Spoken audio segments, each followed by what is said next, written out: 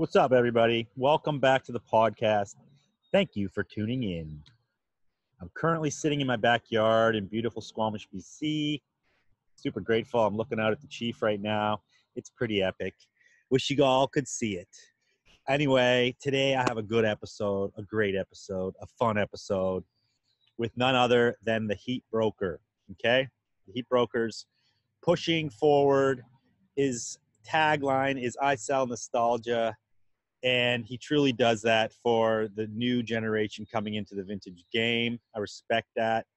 Not bound by any time period or age, and really selling what he likes. And I do respect that. And this is a great episode. But before we get into today's episode, I'm going to get back to doing some vintage news. It's been a minute, and I haven't really done that in a while. Okay, Rose Bowl. Let's talk some Rose Bowl talk here, guys. The Rose Bowl, in my opinion, is not going to happen in 2020, okay? Let me tell you the story here. I posted something on my Instagram that the Rose Bowl was done for 2020 because I heard from a good friend that he heard from RG Canning when he called the head office that they were not going to open for the rest of the year. And the basis of this decision was that either the governor of California or the mayor of LA had said, we're not going to allow gatherings of more than 50 people. Now, the Rose Bowl gets 20,000 people per event. So way over the threshold there of a safe number of people to be together for who knows how long. But then when I posted it, I started to get a lot of hate on it. RG Canning's social team, I have no idea who runs their Instagram, but they commented, we're taking it day by day. Of course you're taking it day by day. Who isn't taking it day by day? We're all taking it day by day. But in my opinion, I believe the Rose Bowl probably will not happen. Definitely not this summer. And possibly not for the rest of the year. Now, this is not fact. This is opinion and what I've heard from other people. So take it for what you want. Okay, viral flea markets, the new trend in vintage online selling. This has been popping off thanks to 1980-something Co. He started it. I got into the first one, which was like, I don't know, third week of lockdown. Wicked idea once again by Chris. It was really cool. He goes live with a lot of sellers. And, everyone can show their stuff. You can direct people to your websites or just kind of sell through your IG stories. However it works. It was a fun event. It's kind of bringing the community together during this time virtually. And a lot of other people have done it. The WWVSE has been doing it. Chris is doing it now every Sunday. You can apply to be in his. And I'm sure there's other ones popping up. So keep your eye out for more virtual fleas. And on the topic of online sales, they are popping. If you're a vintage reseller, you need to be pumping your listings right now, pumping your postings because it is going off. People are still shopping. There is no slowdown. I would never have thought it would have gone this long. I'm kind of still shocked how things are still selling. Nobody's really gotten tight with their money yet, which is crazy. Of course, people got those stimulus checks, and that was a big boost in sales. And it's going. So there's no excuse for you right now to have a death pile. If you have a death pile in your house, this is the time to list it. List it on eBay, post it on Instagram, get it done because you'll never have another opportunity with such a slowdown in picking possibilities to actually get through your death pile. So crush your death pile, people. I recently launched a fundraiser on Frankie Collective, my company Frankie Collective site. We did a fundraiser. We took animal T-shirts and we printed Grateful Dead-esque graphic that Alpo Snow created. Grateful to Survive Earth Day 2020. Sort of a play on the state of the world right now. And I'll post a pic here on the YouTube vid anyway, but if you're listening to this on the podcast, go check that out. And we gave away all the money, 100% of proceeds we gave to Sway Sew Shop, who is a fellow reworker out of LA. She's crushing it. She did all the Patagonia Wornwear upcycled program that recently dropped. And she turned her whole facility into making surgical grade masks for frontline workers around Southern California and basically anywhere people needed them. So $1 raised through that. Well, $1 raised from her equals one mask. So all the proceeds from this Grateful t-shirt project that we just dropped on Frankie is going towards her program to create surgical grade masks for frontline workers. So I was happy to be able to be a part of that. This is the first fundraiser we did for Corona relief and relief in the world in general right now, but better late than never. And I'm glad I could do that. I didn't want to do like a partial thing. I just wanted to give all the money to her.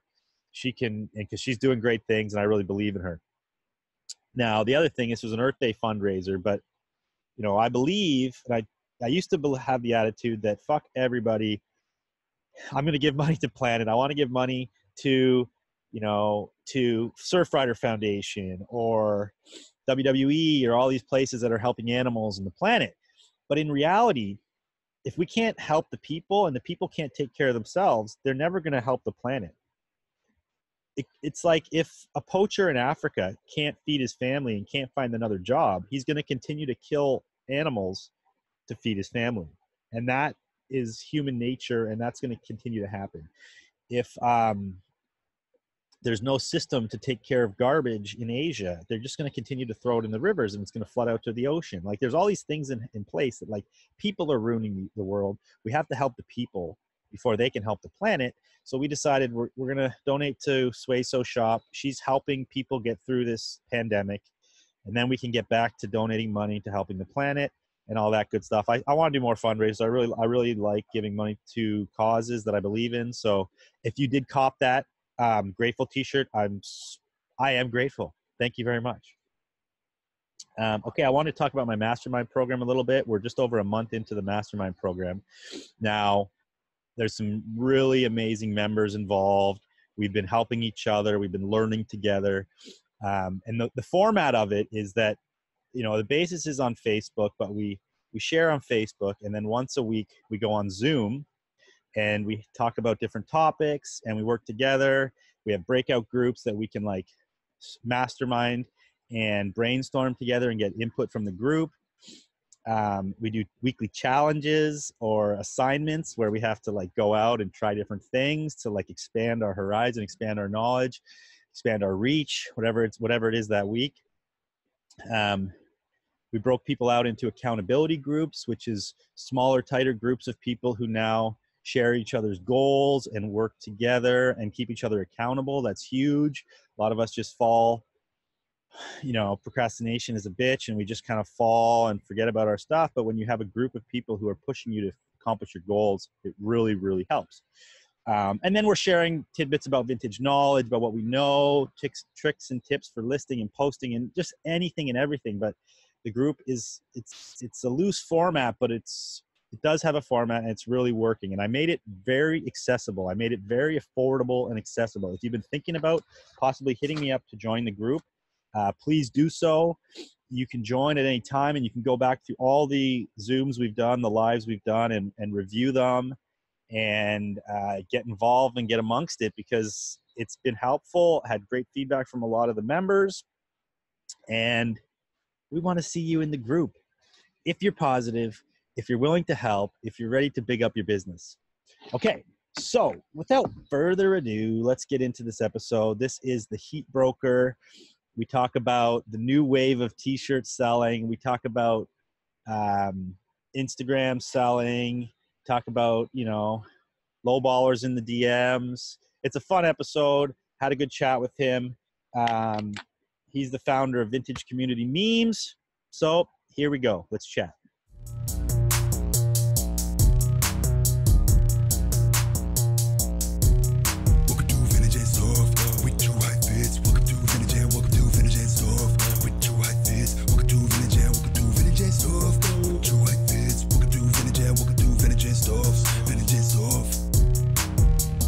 Vintage clothing by the rack, yeah. Just check out my Insta, how you gon' argue with that? Everything you see, I manifest. I'm an architect, I think I'ma run it back. We got vintage clothing by the rack. Just check out my Insta, how you gon' argue with that? Everything you see, I manifest. I'm an architect, I think I'll have some of that. Cool. Okay, dude. Thanks for coming on the show, man. I appreciate it. No problem. Thank you for having me, dude. For sure, man. Yeah, I'll just give you a quick intro here. You are the Heat Broker, aka Corbin. What's your last name? Smith. Corbin Smith. residing out of AZ, right? Yep, I'm in West Side, Arizona. I'm in a city called Buckeye. Nobody ever comes out here. Buckeye? That's a sick name, dude. Yeah, it's a dry desert out there, so nobody wants to come out there. So what the hell's going on in Buckeye, man? Literally nothing, just me on eBay. That's the only important thing going on in Buckeye right now. Just me sniping. That's cool. So how far are you from like the nearest city? Well, Phoenix is probably like 20 minutes east of me, so not that far. That's chilling. Yeah. Okay, so we've met at the Rose Bowl one time months ago before they locked down the world and we could actually go to flea markets. It was a glorious time. Yeah, sucks, man. That shit was crazy. So how you holding up in lockdown, man? I mean, I'm holding up. I mean, I'm not like miserable or anything. People are making it seem like they're miserable, but I know some people are, but I'm just living life, just chilling. It's a life to me. I think, I mean, yeah, you're a sniper, so you're home a lot anyway, doing your thing. But for people that like go out a lot, or people that live in apartments, do you live in an apartment or a house? I live in a house. Yeah. Yeah. So I think that's kind of key. Like if you can leave and have space and. Yeah, I mean, I never really was one to like leave the house either way. So I was like always inside before the shit happened. So yeah, nothing really changed for me. Oh, there you go, man. There you go. Yeah. Okay, I look at you as like you're killing it right now. I appreciate what you're doing. You're Thank you, dude. pushing forward in the vintage scene. You're like leader of the new school. That's what I call it. That means a lot, bro. Leader of the new school. Thank you, man. And I think it's cool because I think it like I understand it. I grasp the market's always changing. It's like nothing ever stays the same. You got to like understand this in the world. That's with everything, not just the business. That's like life. You know what I mean? Yes, sir. So like give us your rundown. Like how long ago did you get in the game? Like what did you start really appreciating, and then like how it's evolved? Yeah, I got into the game in November of 2016, so not long ago at all. Like probably 4 years ago. And I got into it because of, it sounds cliche, but I tell everybody this. I got into it because of round 2 videos. Yeah. I started watching. I was watching Sean do his thing, and I was like, "Who is this guy? He's selling clothes that I like that I didn't know that had value." And I was like, "Wow." Did you follow him because he was a sneakerhead before, and you were into sneakers, or did you see him just kind of out of the blue? I saw him out of the blue. Yeah, I didn't know who he was until like randomly I came across his page on Instagram, like his personal page, not the round 2 page. Yeah. And then from there, it was like a history pretty much for me. Do you remember like when you first started following Sean, like how many followers he had back then? It was probably, I don't remember the exact number, but it was definitely under 500,000. It was definitely under 500,000. Yeah, okay, for sure. That's wild, man. And so when you started picking, I guess, because I've listened to some other podcasts, so, or I've seen your Stash Traders, but you started going to bins originally, right? Actually, not bins. I was in the Goodwills. I've been to the bins one time my whole life, and I didn't like it. Like it wasn't for me. So I was in the Goodwills, Savers, Value Villages. All of those, the thrift stores. But yeah. Give us like that learning curve, because you probably like jumped into it after seeing Sean's shit without like much experience in the game and like understanding of like what it was. Yeah. So like, how was those first few trips to the thrift? Like, were you finding stuff? No, I was not. That shit was like, I was like, man, yeah, I guess it's not as easy as it looks. But I mean, it took me like probably half a month until I found my first good piece. It was a hookups shirt.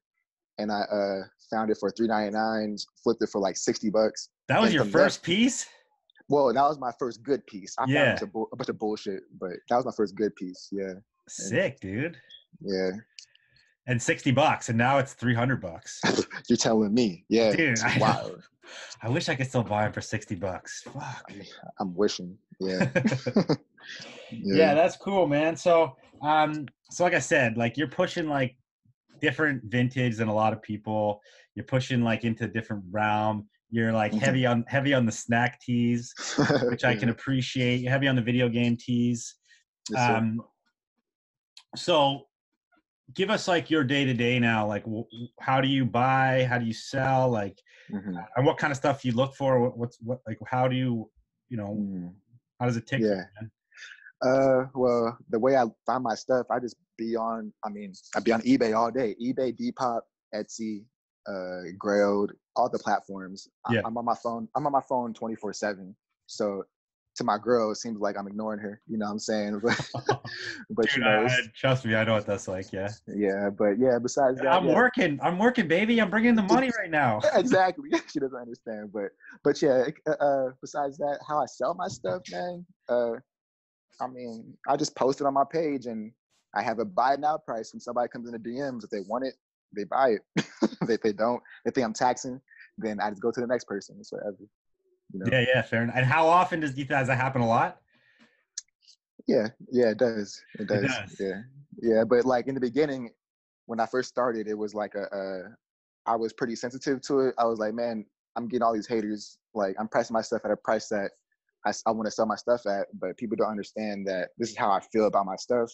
Yeah. This goes for everybody. This goes for you, everybody who resells. You know, it depends on how much you care about the piece that you're selling, I guess. But I mean, nobody really understands that nowadays.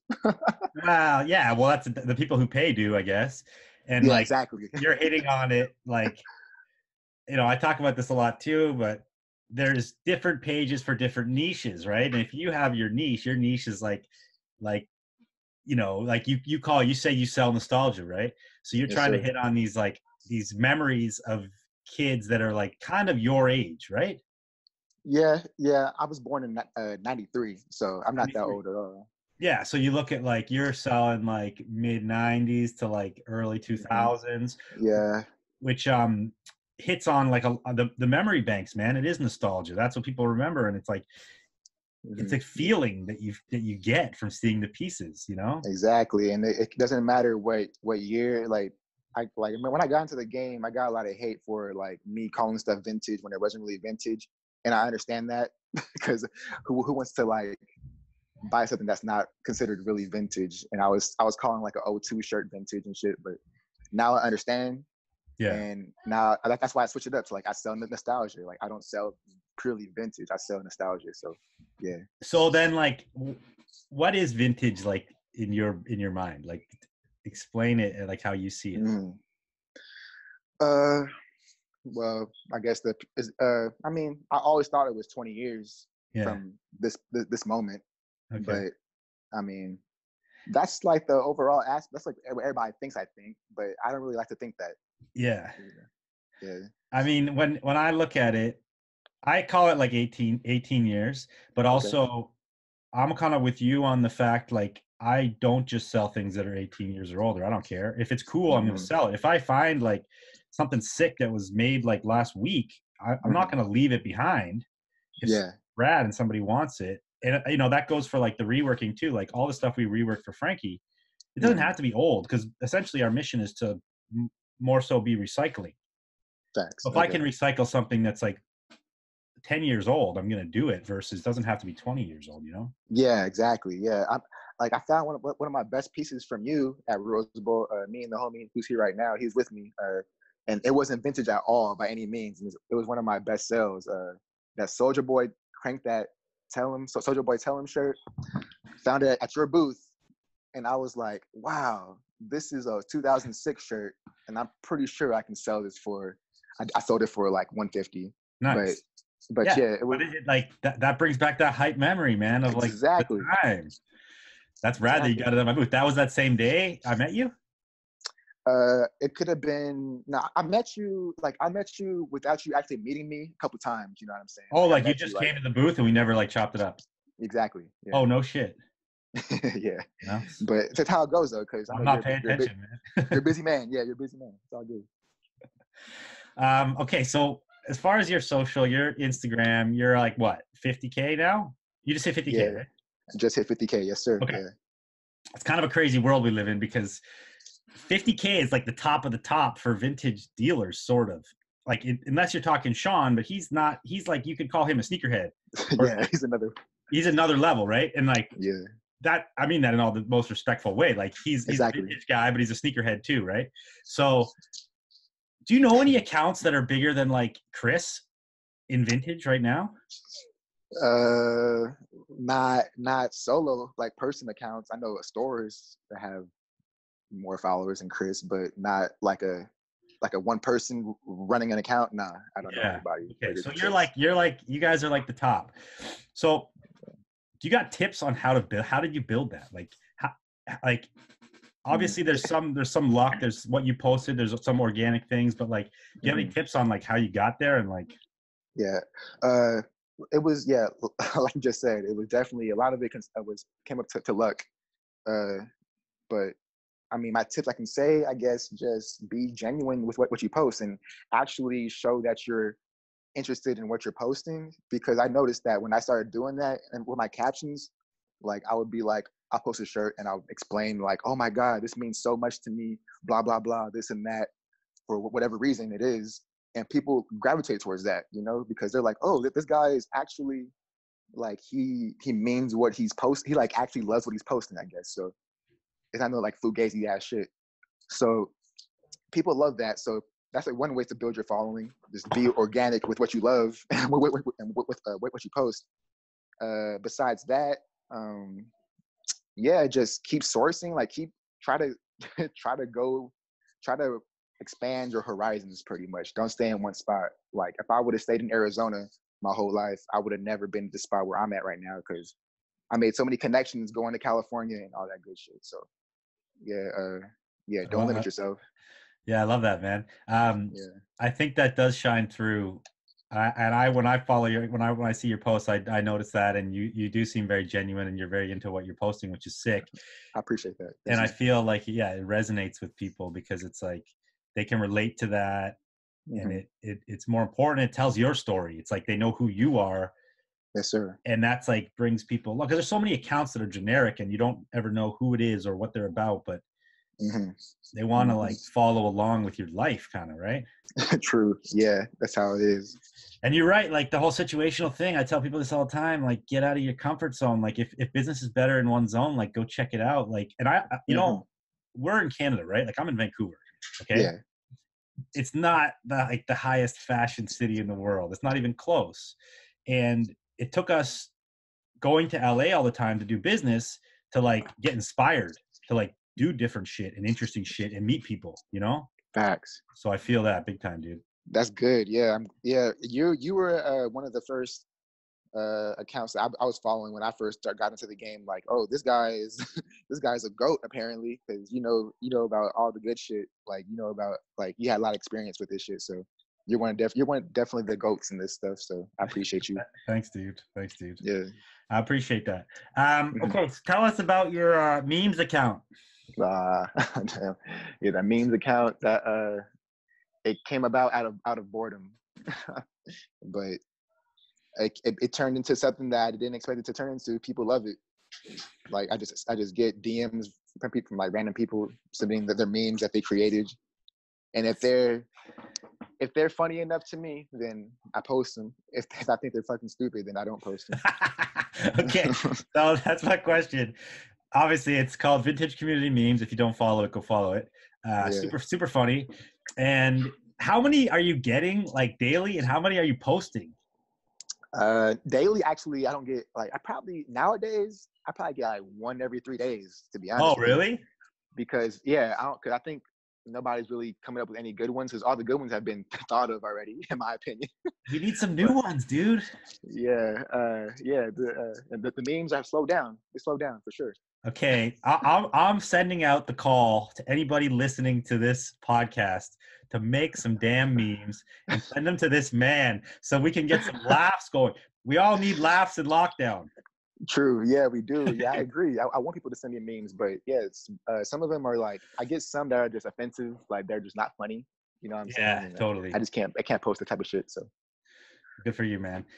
Question: so what's been the most controversial one that you have posted? In like, is there any like battles in the DM or in the threads that were like heavy? I mean, off the top of my head, I can't think. There's been so many posts where the comments have just gone crazy because people are disagreeing with each other. They're like, no, you're wrong. No, I'm not wrong. You're wrong. And people were like going back and forth and shit. So yeah, that happens a lot. Besides that, I don't Yeah, know what else. totally. Yeah, I love going down some of those threads, man. It's awesome. same. It's entertainment for sure. Yeah. There's always two sides to it, man. Yeah, always. Okay, I got to bring this up. So I'm technically an old head. I'm pushing 40 now. For sure. Old head is like, how old are you? You're like in your 20s, right? 27. 27. Okay, so you're like, you're almost 30. You're late 20s. Man, you was 13 when I was born. Stop acting like you was an old head. It's all good. Okay, so that's what I asked. Like, what does old head mean to like the young community? Well, I'm not sure if I can speak for everybody else, but for me, an old head is just a mentality. It's not it's not like your actual age, to be honest. Like it's just how you treat or not treat yourself, how you like show your, I don't know how do I explain this? Like Yeah, it's like the attitude. It's like how you view, how you view it, how you view things. Exactly. Yeah, it's like if you're gonna be a like, no, all these young kids don't know what they're fucking talking about, then that's not cool. You know what I'm saying? Yeah. Yeah, you know what I mean. Totally. Yeah, it's funny. Like I talked about this recently, but about educating. It's like you were saying, like you get a lot of DMs with people like who don't get your price, right? Because they don't understand the business, right? And they're like, they don't understand like this is like a rare piece. It's a hot piece. People want it. How do you handle those? Like what, like in your communications with people? Well, nowadays I just say, okay, you pass on it. I mean, sometimes they'll be a dick about it, and that's what makes me go off on somebody. You know what I'm saying?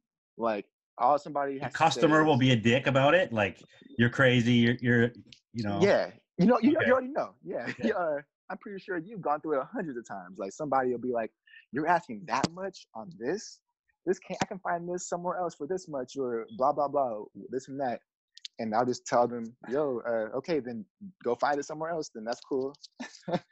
But besides that, man, people come in my DMs every day and they're like, how much?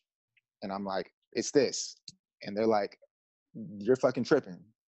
You know what I'm saying? Like, you ain't got to say shit like that. That's what like irks me. But yeah, I know it is annoying when people ghost too. Like, it's like I started to like instill like etiquette where I'm like, even if I DM and then they give me a price that I'm like, okay, that's too high for me. Yeah. Like, thanks, appreciate it, but I'm out. Like, I'm not in. Exactly. Like, I used to ghost people a bit, I admit it, and I'd be like, because I'd just be like, I'm dead, that conversation. But then, then when people ghost me, I get so pissed. So I'm like, fuck, I gotta stop betting. I gotta stop ghosting people. I feel you. Yeah, I've been through that. Yeah, it's like I've ghosted people before too, and I understand how it feels. So yeah, this is annoying. Okay, so I gotta ask a couple more questions here. Go for it. What's the highest price you've ever paid on a piece? It was recent. I paid $700 for a shirt. Well, you gotta tell us what it is. I do. All right, I guess, yeah. It's SWAT Cats. SWAT Cats?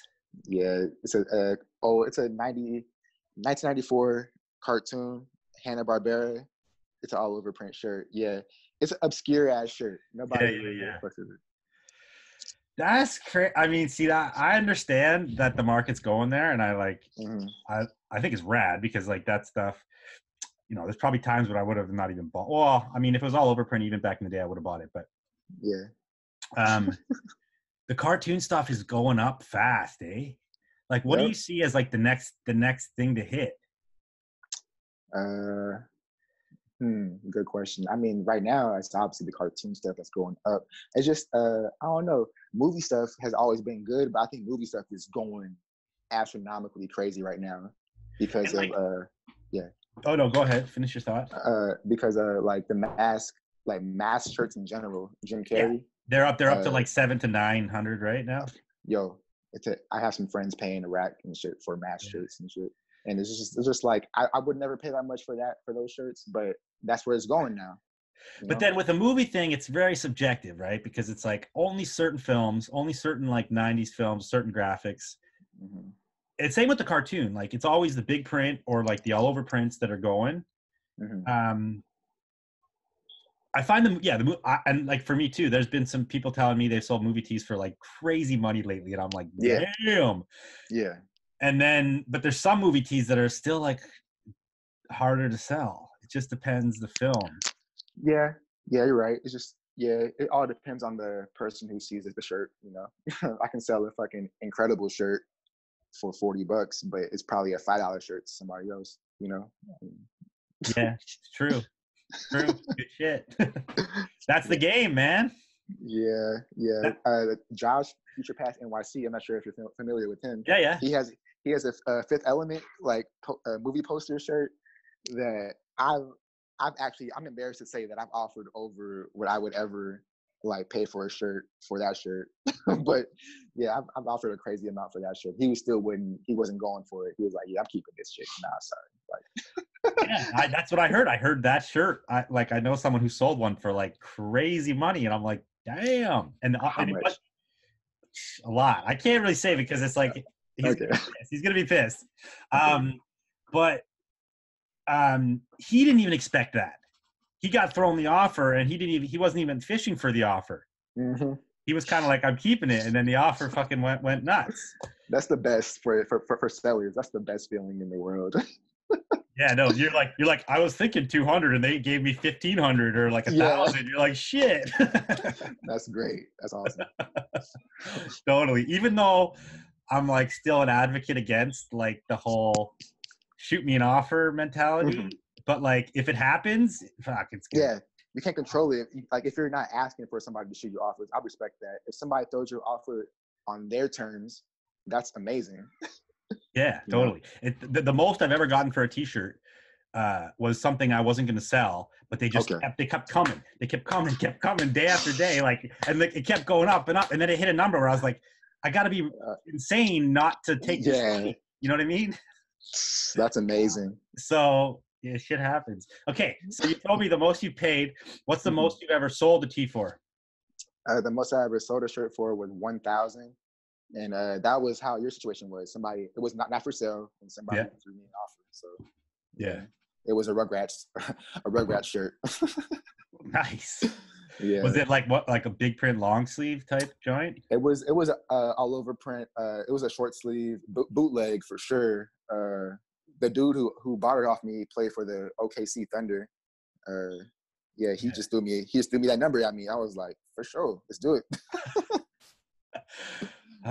Yeah, I see a lot of. I always find those like in the rag house, but they're like the printed on tags, like the reissue ones.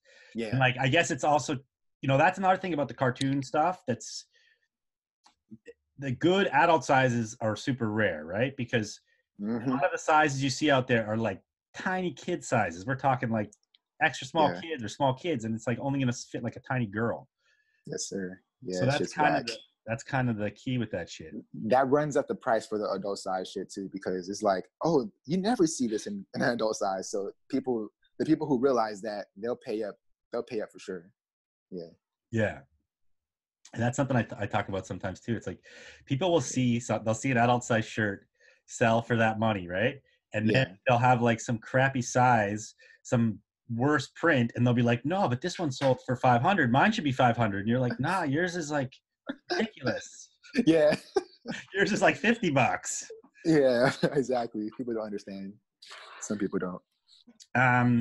Okay, we're gonna play a quick game, okay? For sure. This is Would You Rather. Okay, let's do it. Okay.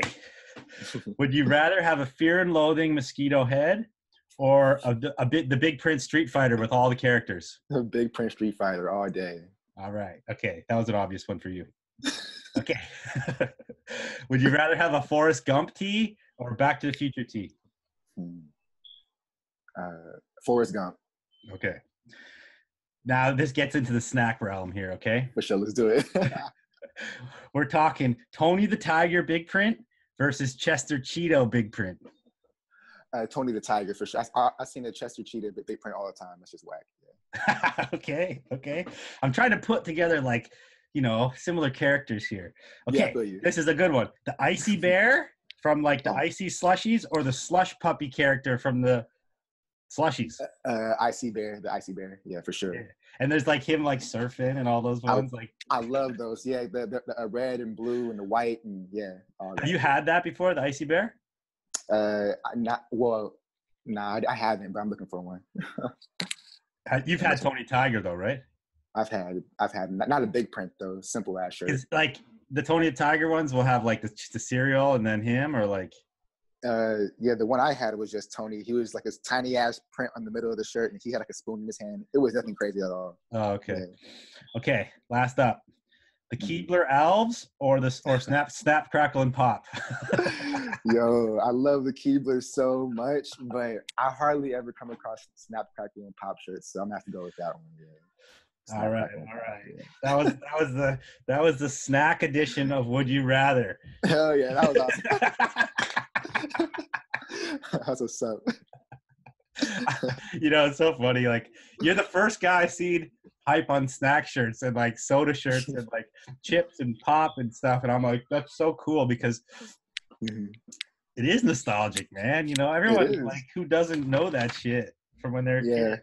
I love the another thing I want to say is like I love fast food, like the 90s fast food like aesthetic. I'm not sure if you know what I'm talking about. Like how like in the 90s, like most like food places, like they seem like fun places to go to. You know what I'm saying? Like McDonald's back in the day. I'm not sure how it was in Canada, but McDonald's, like it was like the place like our parents, they'd be like, "You want McDonald's? Hell yeah, let's go to McDonald's." You know what I'm saying? Like legit. It's like, not how it is anymore. I can remember even when I was young, so probably like early 90s, like 10 years old. I was born in 1980, so I was going to McDonald's even in the 80s, but yeah. Okay. My mom would take me to McDonald's, and it was like an outing, dude. I'd be stoked, get a Big Mac, get the Happy Meal, and it came in the box. And then the toys back then, too, were like hype. So, like, the toys were sick, you know? And they were fire, yeah. It was an experience, dude, and it didn't have, like, the negative, like, I don't know. It wasn't as negative as people look at it today at all. Yeah, people stray away from McDonald's because, I understand it's, like, unhealthy, obviously, but it's like. Totally. Yeah. But when you're a kid, you don't think about that. You're like just stoked. Exactly. I don't know. Yeah, no, that's cool, man. It was definitely an experience. I remember having birthday parties at McDonald's. My mom would take us to like the whole group would go to McDonald's, and we'd like go to a movie or something, you know? Yeah, I remember McDonald's having Nintendo 64s with the games in the play place. They can play the games in the play place. Like they don't have those no more. That's legit. Kids would be lined up for that. Hell yeah. What's your Grail video game, T? Ooh, like that I know exists, or that I don't know it exists, because that's two different questions. Okay, well, give us both. Because the one that I'm looking for that I don't know exists is a Wave Race 64 shirt. It's a game for the 64. Besides that one that I know exists is a Helene. What's a crazy video game shirt I'm looking for right now? That crazy ones. What you looking for? You know, what's it? Oh yeah, Tomb Raider. There's a bootleg Tomb Raider shirt that the homie got. Oh my goodness, I need that in my life. He won't let it go. The Wave Racer was like the speedboat race one, right? You already know. Yes, sir. Yeah. And they had arcade versions of that too, did they not? I believe there was a version that came out before that one, so you could be right. I'm all enough to be honest with you. I used to kill that game called like it was a car racing game, like American. It was a USA. Cruising USA. Yeah. Have you ever seen a Cruising USA, T? No. Have you seen a Cruising USA shirt before? No, we haven't. Nah. Dude, that game was so fun. That was that'd be okay. That's on my list now to look for. That's on the list. It's on my list now. I just thought about it. If I found it, I'll let you know. Obviously, like the NBA Jam's the popular one. We have that arcade in my store. Yeah, it's a good one. The 4-player's sick. The 4-player's sick. Yeah, I love that one. My favorite system of all time is the PS1, though. Nice. The first PlayStation. Yeah. I had PS1. They had like Tony Hawk. The original Tony Hawk's was PS1. Yeah. It was like a snowboard game I used to fuck with for PS1. I still have Cool Borders. Yeah. Yep, I love it. I wonder if there's a Cool Borders shirt, dude. There is. Now you gotta be thinking about all these shirts on you. There's one out there, yeah. I've seen one before. Sick. All right, It's man. fun. Well, sure. we're gonna end it on the challenge. You got a challenge? You want to shout out to the viewers here? Yeah, I was thinking about that when you told me this earlier. But the challenge I have for the viewers out there, try to, I mean, I guess this applies more so for the newer vintage people, but try to price your stuff at the price that you want to price it at. Don't try to get advice, or don't try to look for advice on how to price your stuff. Price it at what you feel like you want to get a good profit on, or how much you care about the piece. Yeah. Don't listen to nobody else's opinion. Just price yourself the way you want to. That's my challenge for you guys. Please challenge yourself to do that. So you're saying like price it to the value that you think it's worth, that you think it's worth to you, and that like exactly. Just go for it. Yes, sir. No matter if you think it's too high or if you think it's too low. It should be on you, not nobody else. That's all I'm trying to say. Word. Cool. Yeah. Okay. Obviously, everybody go follow the Heat Broker. Everybody go follow Vintage Community Memes. You got any? Yes. You got anybody want to shout out? Any last words? For sure. Yeah. Shout out to you, Drew. Thank you, for dude. letting me be on here. Yeah, you didn't have to do this, so I appreciate you. Shout out to the homie Halim, King of the Hill Vintage. Everybody follow him. Shout out to, I already got like 3 more shout outs. Yep. Shout out to Chris, 1980 something co. Without him, I wouldn't be where I'm at right now. Shout out to Nate, Rebound Classics. And last but not least, shout out to my mom. She don't got an Instagram, but I love her, so shout out. Shout out to mom. We got to give mom love. That's the most important. One last question I got before we leave here. Okay. Talking back to like your Instagram growth. Chris is a G. Chris is like, I look at Chris, he's like very creative guy. He's doing all these interesting things in the business. So yeah, Chris, of course. I haven't actually got him on the show, but I'm going to do it. Was there like any point in your Instagram growth that like jumped you? Like was being on Stash Raiders, like did it flood in followers, or like was it kind of trickle in, or was there any points where it was like this boosted me? Yeah, at that point, I can tell you exactly where it boosted. Like when I was on the last round 2 episode before they started them up again, like the one that was like, I think this was the beginning of 2019. I was on their episode and I got hella follows off of that shit. That was, and really? I didn't even have my handle like on the screen. I said it like, I was like, Heat Broker AZ, follow me. And that gave me like at least 500 to 600 follows like in one day as well. Sick. Yeah, because a lot of times they post it on the screen, right? Yeah, they didn't do that for me. So the lesson there, folks, is don't be afraid to self-promote. Give yourself the shout out. Give yourself the shout out. Exactly. I was like, man, that helped out a lot. Yeah, for sure though. That's sick. Okay, brother. Thank you so much for coming on the show. I really appreciate you. Damn, thank you, bro. I appreciate you. I use the word appreciate so much, but yeah, you already know. I appreciate you, dog, for sure. All right. We're going to end it there. We'll talk soon. For sure. Thank you. Another episode in the books. Stay tuned. I'll be dropping lots more episodes soon. If you like what you hear, please subscribe to the channel. Please share it with your friends. It means a lot. And if you really are into it, please leave me a review. It helps more people find this podcast. I truly appreciate it. Be safe, everyone. Hope you're all healthy. Hope you're all happy and healthy.